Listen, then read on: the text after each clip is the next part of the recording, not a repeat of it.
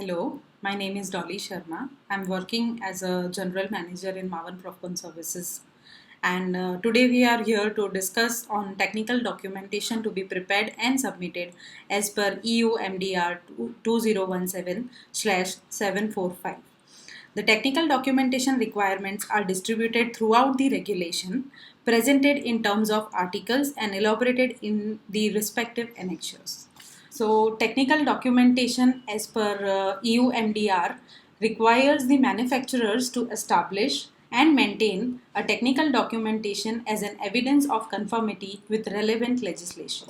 In the regulation, we have Article 10.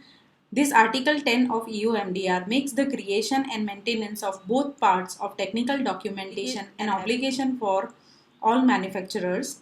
The technical documentation is to be supplied to competent authorities when requested. A copy is also to be kept by authorized representatives as per EU MDR Article 11. There is an obligation to appoint person responsible for regulatory compliance who ensures that the technical documentation is kept up to date as per EU MDR Article 15 and it is to be assessed by the notified body as per EU MDR Annexure 9 Chapter 2.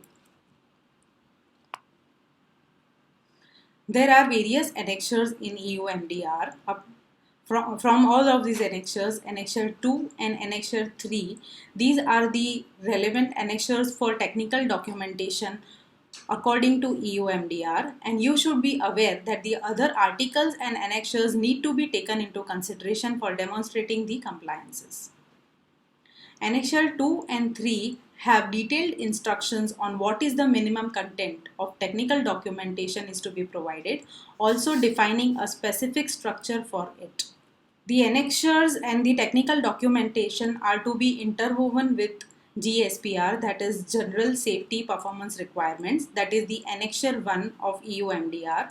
The technical documentation is highly interwoven with Annexure 1 and also the conformity assessment according to Annexure 9, 10 and 11 include the requirements applicable to the technical documentation. In GSPR, within this technical documentation, a manufacturer must also provide suitable objective evidence to show that their device satisfies the requirements detailed in Annexure 1 of MDR GSPRs. When manufacturers determine that specific GSPR are not applicable to their device, an explanation as to why they do not apply must be provided. In the technical documentation, we need to establish conformity assessment. In EU MDR, as per Article 52, we need to define the conformity assessment procedures which are further set out in Annexure 9, 10, 11 depending upon the device. Technical contents of MDR are to be established as per the chosen conformity assessment route Annexure 9, 10 and 11 of the regulation of EU MDR 2017/745. Overview on conformity assessment procedures. For the products that fall in higher classes, either a full quality management system that is compliant to ISO 13485 respectively Annexure 9 is required or the manufacturer have to follow Annexure 11. Annexure 9 offers two alternatives. Part A describes how a notified body has to verify the conformity of each single instance. Part B describes the demand on a quality management system for the production. Now we will overlook the conformity assessment procedures as per the classification of devices. For Class 1 device, Annexure 2 and Annexure 3 technical documentation shall apply, and then the manufacturer shall draw declaration of conformity and CE marking can be placed on the device as per Annexure 5 of EU MDR. But when your device falling in Class 1 having special features like single-use device, measuring function or reusable, in that case the Annexures 2 and 3 technical documentation shall be established and the points noted in Annexure 9, the QMS Chapter 1 and 3 shall be followed, or Annexure 11 Part A product quality assurance can be followed, and then the declaration of conformity shall be drawn as per Annexure 4 of EU MDR and CE marking can be placed on the device. For the devices falling under class 2A, either we follow Annexure 9, QMS Chapter 1 and 3, and then further technical documentation as per Annexure 9, Chapter 2, technical documentation shall be provided, and we can draw a declaration of conformity. The alternative route for Class 2A devices, it is Annexure 11 Part A, Product Quality Assurance, and Annexure 11 Part B, Product Verification shall be followed, and the technical documentation requested in Annexure 2 and Annexure 3 shall be provided, and then we can draw a declaration of conformity as per Annexure 4 and place CE mark on the device. For the products falling under class 2B and 3, also a type of examination is necessary as described in Annexure 10 if not Annexure 9 is followed. This type examinations mean that manufacturer develops a medical product. Before producing and selling the product, the notifying body verifies the conformity of this device with the general safety and performance requirements. For such kind of devices, class 2B, we have two alternatives for conformity assessment. Annexure 9 QMS Chapter 1 and 3 shall be followed, and further followed with Chapter 2 technical documentation of Annexure 9. The alternative route is you follow Annexure 10 type examination and combine it with Annexure 11 Part A, Product Quality Assurance, and Annexure 11 Part B, Product Quality Verification. After this, we need to prepare clinical evaluation consultation procedure as per Article 54 and Annexure 9 Section 5 and Annexure 10 Section 6. This requirements needs you to draw clinical evaluation for the product applied under the conformity assessment, and after establishing these documents you can draw a declaration of conformity and then place CE marking on as per Annexure 5 on the device. For class 3 devices, if you follow Annexure 9, QMS Chapter 1 and 3 technical documentation shall be prepared, and as per Annexure 9 Chapter 2 technical documentation needs to be established. The alternative route is Annexure 10 type examination combined with Annexure 11 Part A Product Quality Assurance and Annexure 11 Part B Product Quality Verification. In class 3 devices also consultation procedure needs to be established. Other directives shall be included in such kind of devices if your devices relate to active devices or therapeutic devices, so respective directive related to those devices shall be applicable over here, and clinical evaluation consultation procedure shall be drawn as per Article 54, and clinical evaluation shall be prepared as per Annexure 9 Section 5 and Annexure 10 Section 6. After that, we can draw a declaration of conformity and place CE marking on the device as per Annexure 5 of EU MDR. Notifying bodies during the conformity assessment follow a sampling during the audit. The sampling rate applied during the audit by the notified body is dependent upon the device classification. For class 1 devices which are placed on the market in sterile conditions, have a measuring function or are reusable devices, for such devices notified body involvement is required, while when your device does not have these special features, there is no involvement of notified body required, and manufacturer shall declare the conformity of their products by issuing the EU Declaration of Conformity referred to in Article 19 after drawing up the technical documentation set out in Annexure 2 and 3, that is referred in Article 52 point number 7. For class 2A devices, assessment of technical documentation for at least one representative device for each category of device is done. For class 2B implantable devices and class 2B active devices intended to administer or remove medicinal product, assessment of technical documentation of every device is required. Another class 2B devices apart from active device and implantable device assessment of technical documentation of at least one representative device per generic device group is required. For class 3 devices, assessment of technical documentation of every device is required. For class 3 implantable devices, assessment of technical documentation of every device is required.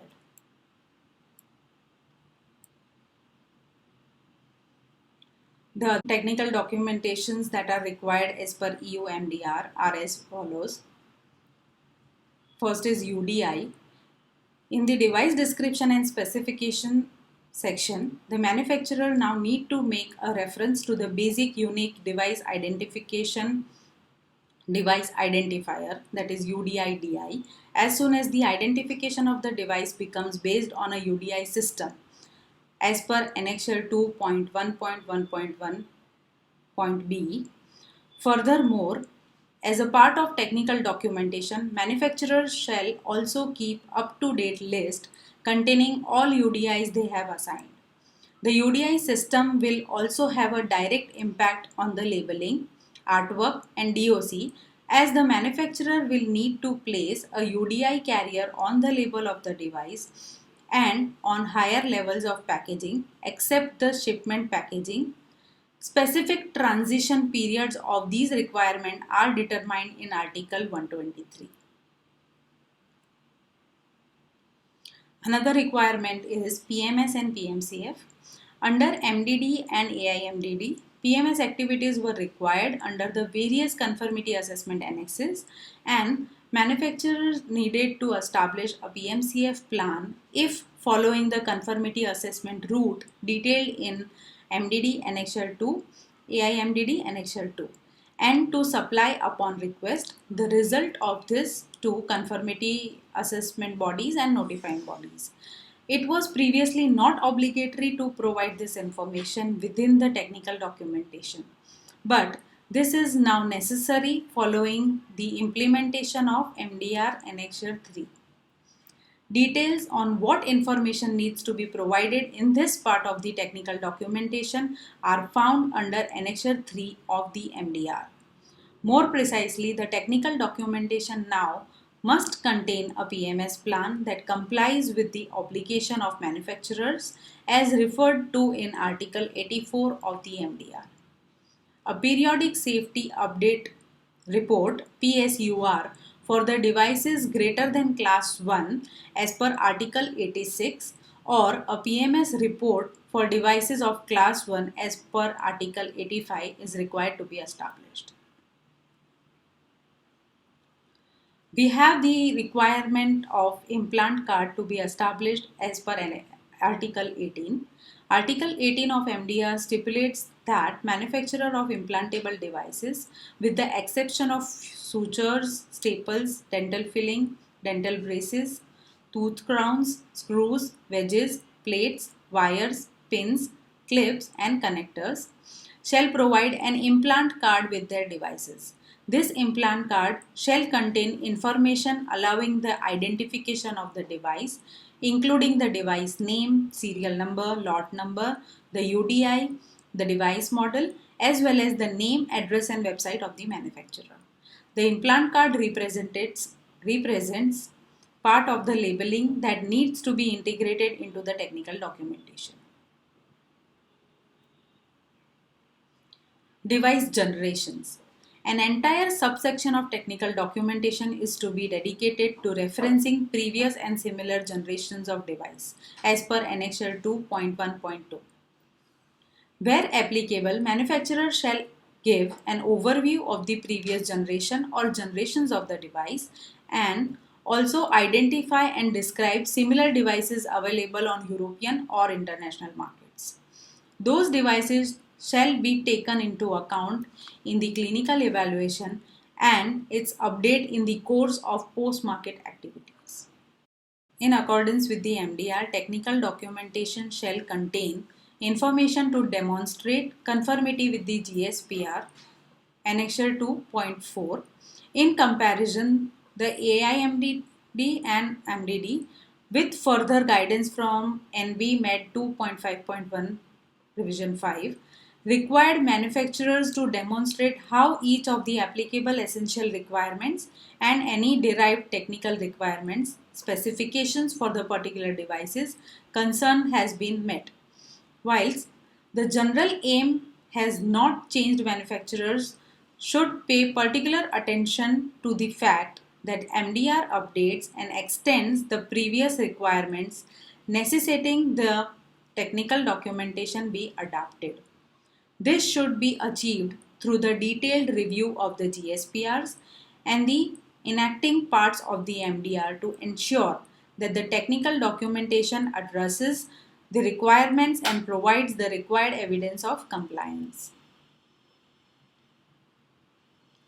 Single-use devices. For manufacturers of the single-use devices, the technical documentation, specifically the risk management documentation, shall, according to the GSPRs, demonstrate and substantiate why the device is manufactured as a single-use device.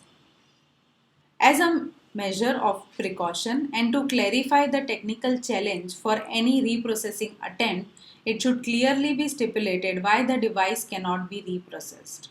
According to the authors, for most single-use devices on the market today, evidence of the technical and specific substantiation for the designation as a single-use device is lacking in the technical documentation.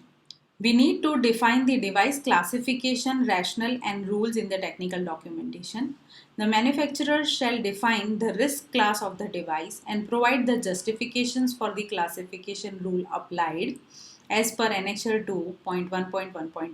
Why? Though classification of the device was already required by MDD and AIMDD, the MDR introduces new classification rules. Some devices have changed risk class and manufacturers should therefore verify whether their medical device is affected by these changes or not. The technical documentation will require an update with regard to classification, rationale and rules to reflect the MDR requirements as stipulated in Annexure 8. After taking care of all these technical documentation as per Annexure 2 and Annexure 3, we need to provide a summary as in the form of technical documentation. In summary, manufacturers of the device shall draw up the required technical documentation to include the elements set out in Annexure 2 and 3 of MDR and continuously ensure it is up to date. The annexes and their content are referred in the articles of the enacting parts of MDR and are therefore an important part of the document. Manufacturers should also be aware that European Commission is empowered to adopt delegated acts which amend in light of technical progress these two annexes. Here is tabular presentation of the technical documentation that is outlined in Annexure 2 and Annexure 3 of MDR. So as per Annexure 2, the technical documentation required is device description and specification including variants and accessories, the reference of description and specification referring to the previous and similar generation of the devices available, the information to be supplied by the manufacturer, design and manufacturing information, general safety and performance requirements, benefit risk analysis and risk management, product verification and validation, preclinical and clinical data, and additional information required in specific cases. The technical documentation as per Annexure 3 is on post-market surveillance that requires the post-market surveillance plan, the periodic safety update report, and post-market surveillance report. We need to establish and archive this technical documentation and shall remain with the manufacturers for a particular period of time as explained in MDR. The technical documentation should be stored safely, protected from unauthorized access and alteration.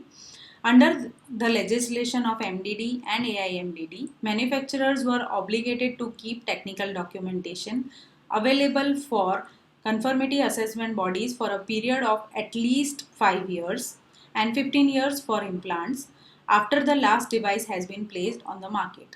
Under the MDR, manufacturers now need to keep the documentation available to conformity assessment bodies for 10 years in line with 85-347 EEC after the last device has been placed on the market. In case of implantable devices, the minimum period is unchanged and stays at 15 years. In case of manufacturers whose place of business is outside EU, the authorized representative must share this obligation, meaning they need to have a full and up-to-date copy of the technical documentation available for conformity assessment consultation for the same periods as manufacturers, as per Annexure 9, Chapter 3, point number 7. Thank you.